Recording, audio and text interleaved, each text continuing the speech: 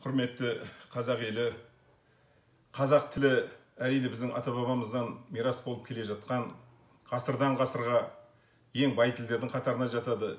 Міне бүгін 9 сәуір қазақ тіліне әркім өз үлесін қосып арнау жолдамақшы екен.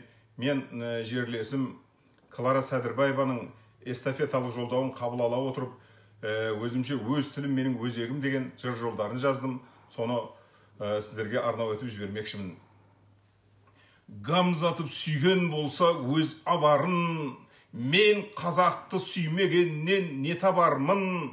Гамзатып сүйген болса өз Кавказын, сүймесем ана тілді еш жақпаспын. Гамзатып сүйген болса қаптың тауын, мен үшін орны ерек Алатаудың, Ақтабанда шұбырында пана болған, Қойнауық қазақ үшін Қаратаудың. Дана қазақ келерін біліп жаудың, басына шыққан қарап Ұлытаудың. О халқым, ана тілді құрметтейік, қазақ тілі жойылар деп бар ғой қаупім.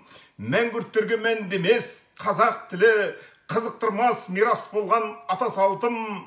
Гамзатып абар тілі жойылса егер, деген екен жойылғаны абар халқым.